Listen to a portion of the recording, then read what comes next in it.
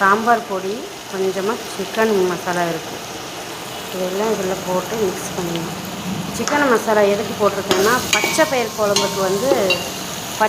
குழம்பு வந்து சிக்கன் மசாலா போட்டால் நல்லா டேஸ்ட் கொடுக்கும்.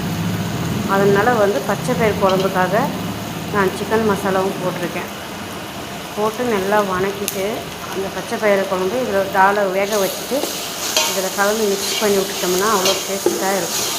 அதுக்கான உப்பு, இது புளி தண்ணி, கொஞ்சமாக புளி ஊற்றிட்டு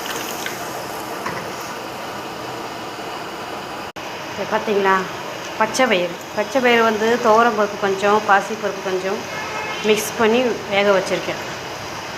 இதிலே மஞ்சள் தூள், உப்பு எல்லாம் போட்டு பாயில் பண்ணி வச்சுருக்கேன். இது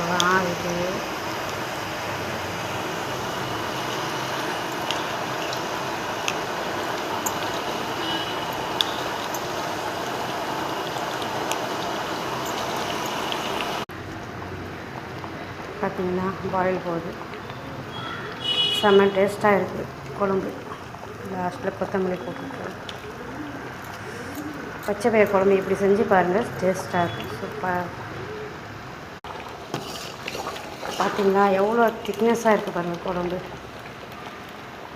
அவ்வளோதான், நல்லா டேஸ்ட்டாக இருக்கும். ஒரு பருப்பு குழம்புக்கும் ஒரு வித்தியாசம் இருக்குது. ஒவ்வொரு பருப்புக்கும் ஒவ்வொரு வித்தியாசம் இருக்குது. இதில் பச்சை பயிறு, துவரம் பருப்பு, பாசிப்பருப்பு 3 பருப்பையும் கலந்து போட்டிருக்கேன். அதுக்கு தான் கொஞ்சமாக சிக்கன் மசாலா போட்டு கொஞ்சம் ஃப்ரை பண்ணிவிட்டு போட்டிங்கன்னா நல்லா டேஸ்ட்டாக இருக்கும். ட்ரை பண்ணி பாருங்கள். நான் என்ன செஞ்சுருக்கேன் அது மாதிரி ட்ரை பண்ணி பாருங்கள். கண்டிப்பாக உங்களுக்கு டேஸ்ட் கொடுக்கும். பிடிச்சிருந்தா கமெண்ட் பண்ணி லைக் பண்ணுங்கள்.